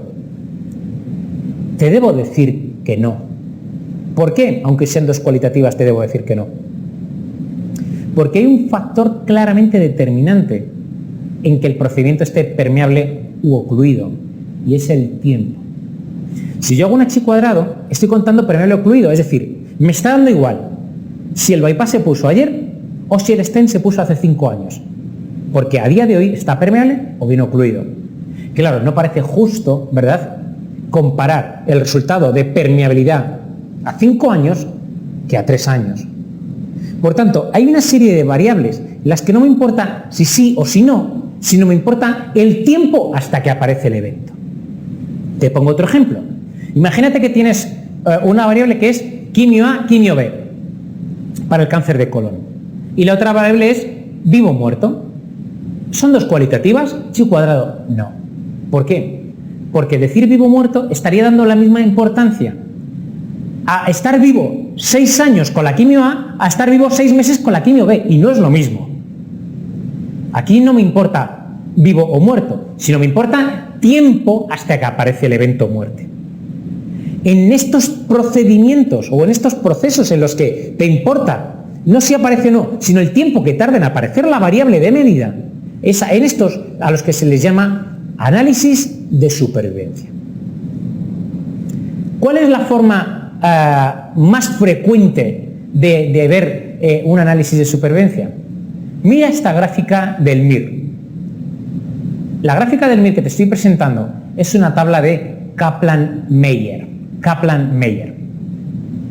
Cuidado, no te confundas, Kaplan-Meier no es un test estadístico. Kaplan-Meier es un tipo de gráfico, un descriptivo, en el que se pone en el eje de ordenadas, como pone ahí, el porcentaje libre de evento, imagínate si fuera muerte, pues sería porcentajes de supervivencia, y a lo largo del eje de abscisa se pone el tiempo de seguimiento. Por eso habitualmente las curvas de Kaplan-Meier tienen una morfología descendente. ¿Por qué? Porque al principio están todos vivos y según va pasando el tiempo va cayendo la supervivencia, porque lamentablemente algunos pacientes van falleciendo.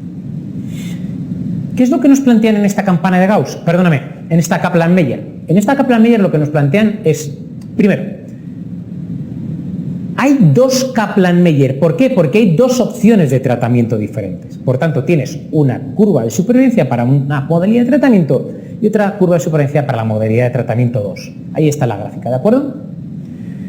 Cuando a mí me pregunten por esto, me voy a fijar necesariamente en varios parámetros. Vamos ahora al enunciado de esta pregunta. Mira, en este enunciado de la pregunta te he marcado algunas palabras clave del tema de supervivencia. He puesto, lo primero que te he marcado, te he subrayado, ha sido Kaplan-Meier, ¿lo ves? Descriptivo. Pero te he marcado también porcentaje de censuras, te he marcado también prueba de log rank, te he marcado también hazard ratio. Vamos a explicar un poquito de cada cosa. Mira, en un análisis de supervivencia tú tienes tres tipos de sujetos. Los que mueren,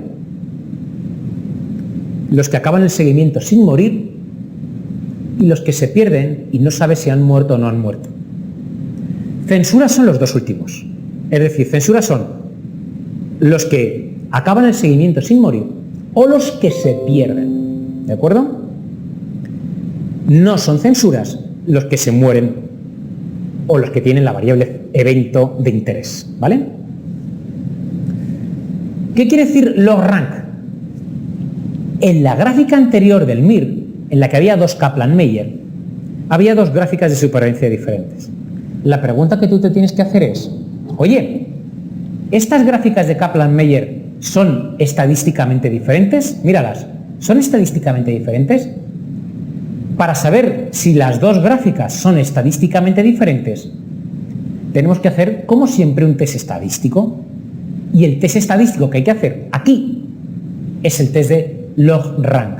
Es decir, el log rank es el test estadístico que uso en las curvas de supervivencia para saber si hay diferencias significativas entre ambas. ¿Qué querrá decir una log rank menor de 0,05? Querrá decir que hay diferencias en contra del azar. Quiero saber, por ejemplo, ¿cuánto más riesgo hay de que progrese la enfermedad? Hace la pregunta del MIR. ¿O cuánto más riesgo hay de que se ocluya un procedimiento con un stent? ¿O cuánto más riesgo hay de que me muera con una quimio que con otra? Para saber esto, cuánto más riesgo, es para lo que tengo que hacer el hazard ratio. Te lo comenté antes y te lo cuento ahora. El hazard ratio sería una especie de riesgo relativo del análisis de supervivencia. ¿Qué pone el hazard ratio al 95% de confianza? 0,44, 0,66. ¿Estamos de acuerdo? No incluye el 1.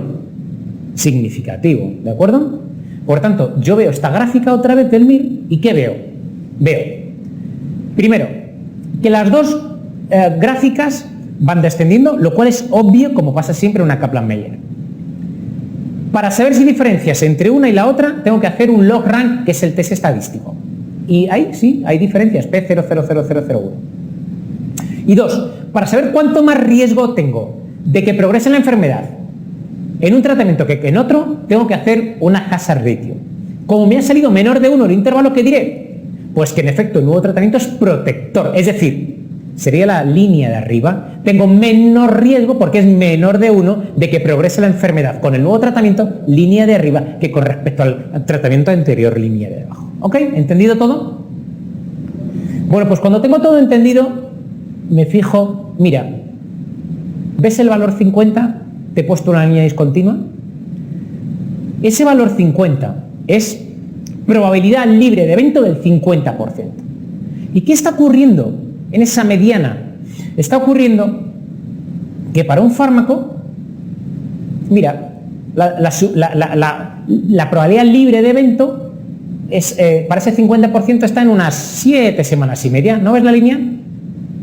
Y para el otro fármaco, mira, para el otro fármaco te lo he puesto en azul, está pues en torno a 8 semanas más o menos. Es decir, que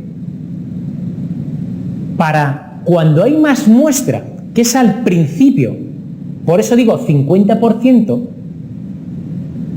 de seguimiento, de libre de evento, resulta que dices, oye, la P muy significativa, el intervalo no incluye el 1, todo maravilloso, pero de facto, ¿qué es lo que ocurre? Que para ese 50%, la diferencia de sobrevida entre los dos tratamientos es mínima, no llega ni a 2 semanas. Fíjate lo que nos preguntaban. ¿Cuál de las siguientes afirmaciones es correcta? Mira, te voy a leer la primera opción. Dice, la ganancia en términos de mediana de tiempo hasta la progresión en el grupo B no llega a superar 2 semanas en relación al grupo A. Esa es la correcta. La P es muy significativa, el intervalo también, todo muy bonito, todo lo que tú quieras. Pero como hemos visto otra vez en esta gráfica, que te estoy poniendo otra vez, la diferencia en la mediana de sobrevida para las dos modalidades de tratamiento no supera las 2 semanas.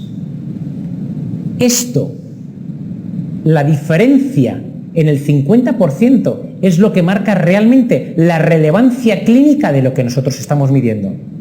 Tendrás mucha P, tendrás mucho intervalo. Te quería comentar algunas cosas sobre el análisis multivariante. Si recuerdas, el análisis multivariante era una de las formas que nosotros teníamos para evitar el sesgo de confusión. Allí tocamos algo ya de esta tabla, de esta gráfica. Quiero volver a recordarla ahora. Mira, un análisis multivariante se hace porque hay más de 2 variables. Hay 3 tipos de análisis multivariante, que son, dependiendo siempre de la variable resultado, de la variable final o llamada variable dependiente.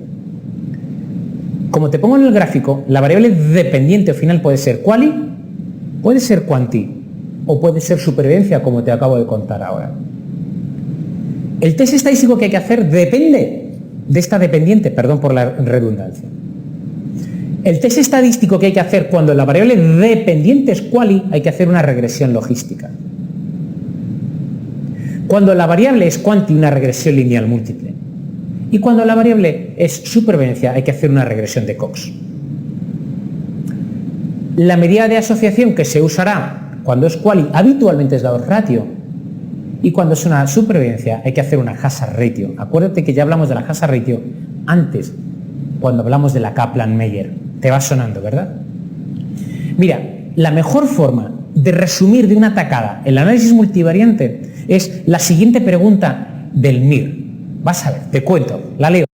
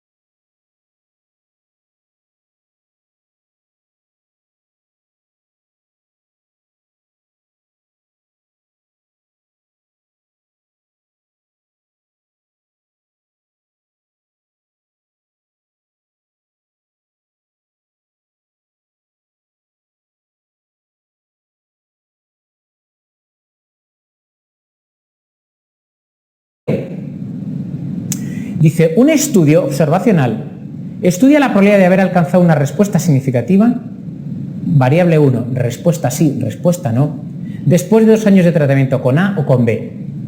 La otra variable sería A o B. Respuesta sí, no, fármaco AB. Tú dices, ¿cuál y chi cuadrado? Fenomenal. Sin embargo, después del punto pone, se realizó una regresión logística. Vaya. ¿Qué quiere decir si se ha hecho una regresión logística? Quiere decir que, recuerda la tabla anterior, estamos ante un análisis multivariante y la variable dependiente, ¿cómo era? Cualitativa. Por eso se hace una regresión logística. Pero mira, sigo leyendo. Se hace una regresión logística, que te subrayo, utilizando como variable dependiente la existencia de una respuesta clínicamente significativa. Independientes, el tratamiento, que es el que te interesa, A o B, la edad, sexo y tiempo de evolución. Para un momento, piensa en esto. Edad es quanti, sexo es quali, tiempo de evolución es quanti. ¿Qué quiero hacerte ver? Que el tipo de test multivariante depende solo de la dependiente. Las independientes da igual que sean quali o quanti, como en este caso.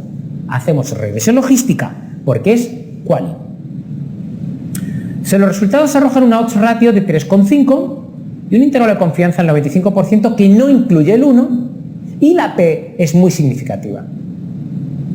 ¿Cuál es la falsa?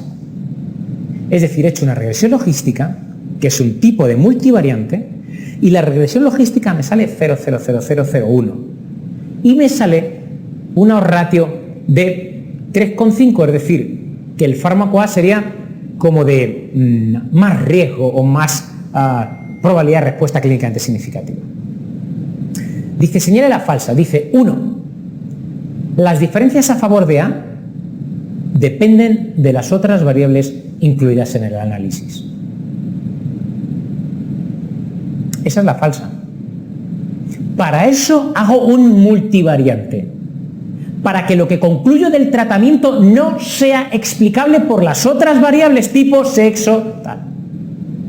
Mira, las otras 3 son ciertas, pero quédate con la 3, que te va a explicar perfectamente. Dice la 3, aunque edad, sexo y tiempo de evolución de la enfermedad podrían también influir en la respuesta significativa, los resultados referidos al fármaco son independientes de las 3 variables. Es decir, que como he hecho una regresión logística, la P que me sale entre respuesta significativa y tratamiento, me la creo y no creo que se deba a las otras variables pronósticas. ¿Vale la idea?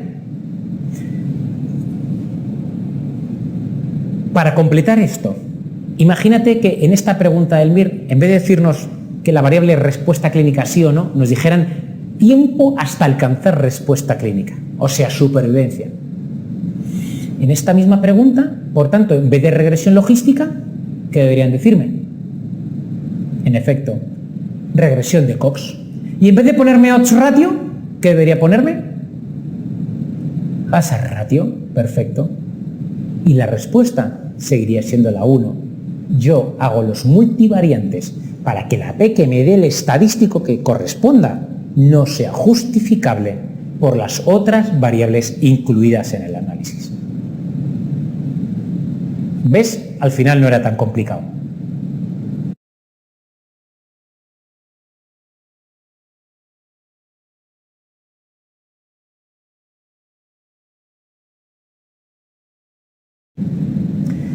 Bueno, y el último tema del que quiero hablarte es un tema no complicado, pero sí un poquito más de memoria que otros temas. Es que, y es la estimación del tamaño muestral. Claro, mira, cuando tú vas a hacer un trabajo, tú necesitas un tamaño apropiado para poder hacer un trabajo que tenga unos resultados que sean también apropiados. Bien, pues para calcular el tamaño muestral, lo primero que tienes que tener en cuenta es que el tamaño muestral lo vamos a necesitar calcular en 2 situaciones diferentes. Por una parte, yo voy a necesitar estimar un tamaño muestral cuando lo que quiera es estimar un único parámetro. Por ejemplo, una media o una proporción. Yo quiero, ejemplo, ver el tamaño necesario de sujetos a los que tengo que hacer una eco abdominal para ver la prevalencia de aneurismas en la aorta abdominal. ¿A cuánta gente le tengo que hacer una eco para que el estudio sea más o menos válido? O al revés, yo quiero estimar una media, entonces yo quiero saber cuál es la troponina media de los pacientes ingresados en un hospital. ¿A cuántos pacientes le tengo que medir la troponina para que ese dato sea un dato correcto? Yo quiero saber el tamaño que necesito para saber si hay diferencias en la glucemia media de dos diferentes hipoglucemiantes orales. Estaría en contraste de hipótesis porque son dos, pero son dos medias. O, por ejemplo, yo quiero saber si hay diferencias en el porcentaje de diabéticos en los infartados de España y Portugal. Otra vez es contraste de hipótesis, pero estoy comparando dos porcentajes, porcentaje de diabéticos. Bien, primera cosa clara. Cuando a ti te digan, ¿qué nos hace falta para para calcular el tamaño muestral de un estudio en el que estás estimando un parámetro o es contraste de hipótesis? ¿Vale? ¿Estás estimando un parámetro o es contraste de hipótesis? En esta primera diapositiva estamos en estoy estimando un parámetro. Y dentro de los parámetros que se pueden estimar, lo pongo ahí. Se puede estimar o una proporción o una media. ¿Ok? ¿Qué parámetros tienes que tener en cuenta? Tú no tienes que saber hacer esto, ¿eh? Tú no tienes que saber calcular el tamaño, pero es que tienes que tener en cuenta los parámetros necesarios para calcular el tamaño muestral. Dice, para estimar una proporción, ¿qué necesitas? 4 cosas, lo pone ahí en la diapositiva. Necesitas el nivel de confianza, 1 menos error alfa, ya sabes, habitualmente 95%. 2, la precisión. 3, la proporción esperable. Yo te he dicho que quería estimar la prevalencia de aneurismas de aorta abdominal en España. Si desconozco ese dato, me voy a la literatura a sacar datos parecidos. Y si no está en la literatura, ¿qué es lo que hay que hacer? Poner 50%, que es lo que pongo ahí, porque es lo que penaliza más y te exige un mayor tamaño muestral. Y lo último que tengo que tener en cuenta es, como siempre, la proporción de pérdidas esperadas. Habitualmente se tiene en cuenta en torno a un 10 o un 15% del tamaño, le sumas un 10% de pacientes más y eso sería el porcentaje de pérdidas esperadas. He estimado, por tanto, un porcentaje. ¿Cuáles han sido los datos claves? Confianza. Bueno, tamaño muestral, no cuando estimábamos medias y porcentajes, ¿te acuerdas? Sino cuando hablamos de contraste de hipótesis, de contrastar dos medias o contrastar dos porcentajes. Lo tienes en esta diapositiva. Vamos a contrastar dos porcentajes primero, después contrastaremos dos medias. Para contrastar dos porcentajes, necesitas, como es un contraste de hipótesis, necesitas saber si el test es uni o bilateral. ¿Unilateral qué quiere decir? Para mí solo hay una opción, A es mejor que B. ¿Bilateral qué quiere decir? A es mejor o A es peor que B. Las dos cosas, puede ir por arriba o por abajo la diferencia. Quédate con la idea. En el contraste bilateral se necesita más gente. Nivel de confianza, 1 menos alfa, lo hemos visto antes. Poder estadístico. Claro, si estamos hablando de contraste de hipótesis, ahora hay poder. Esto es importantísimo. En la estimación de medias y porcentajes en la diapo anterior no había poder. El poder es solo del contraste de hipótesis. Ten cuidado que esto lo han preguntado mucho en el MIR. El poder es solo del contraste de hipótesis. Si lo que yo estimo son contraste de hipótesis de variables cuantitativas, necesitaré varianzas. Si lo que yo quiero es contraste de hipótesis de porcentajes, necesitaré las proporciones P1 y P2. ¿Lo estás viendo? Por tanto, casi te diría, apréndete lo diferente de uno y otro. Lo diferente de uno y otro es, como siempre, varianza en medias, proporciones en P1, P2 en proporciones o porcentajes. Recuerda, mayor tamaño cuando es bilateral. ¿Vale? Bueno, como te digo, en este tema márcate lo que hay en común y lo que hay en diferente. Mucho mejor que aprender listas enteras memorísticas. Bueno, vamos a hacer alguna pregunta de este tema.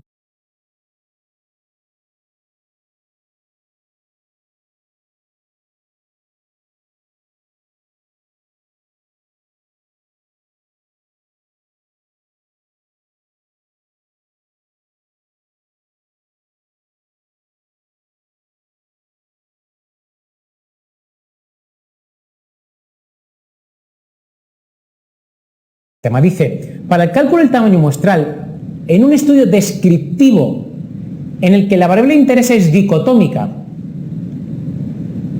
aquí hay una única variable, por tanto no hay contraste de hipótesis, estamos aquí, en que podría ser estimar un porcentaje o estimar una media. Por tanto, no va a haber error beta. ¿Te das cuenta cómo estoy pensando? No va a haber error beta, era de esto. No va a haber unio bilateral, era de esto, ¿te acuerdas? Estoy estimando. Y dice, una variable que es dicotómica, o sea que ya no es medias, o sea que olvídate de la varianza. Necesito porcentajes, ¿te acuerdas? Entonces dice, todas las siguientes las necesita conocer excepto, lee las opciones. Lo acabamos de ver, ¿no? El error beta, recuerda, el error beta te lo he dicho, ¿cuándo era necesario? Para el tamaño de los contrastes de hipótesis, no de estimación de porcentaje como era esta pregunta, ¿vale? Venga, genial, vamos a seguir. Mira esta pregunta.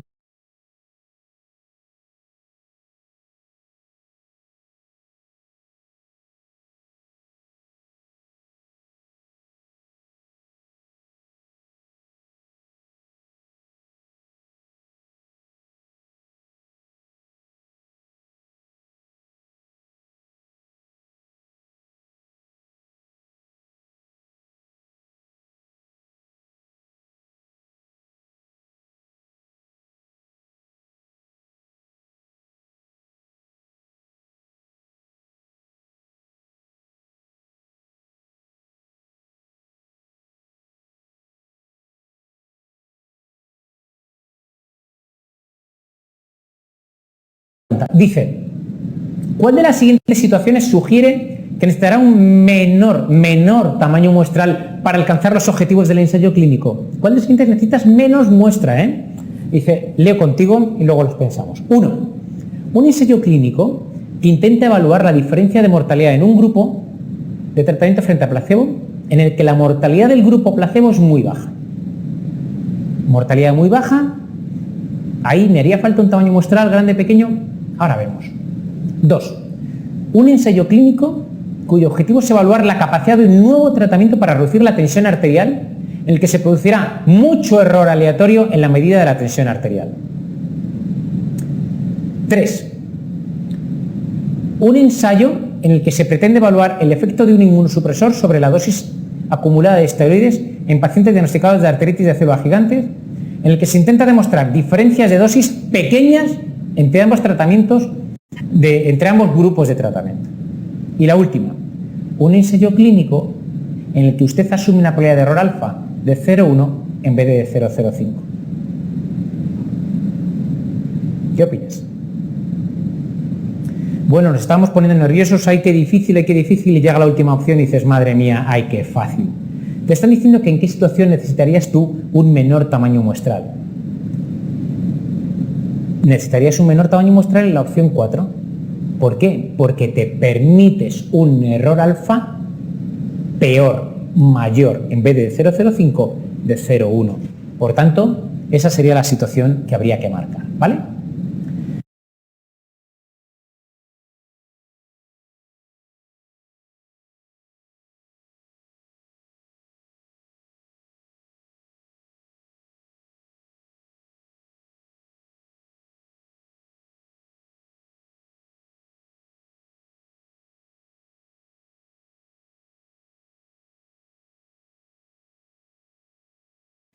Otra pregunta, dice, de los siguientes factores indica el que no condiciona a priori el tamaño de la muestra de un ensayo clínico.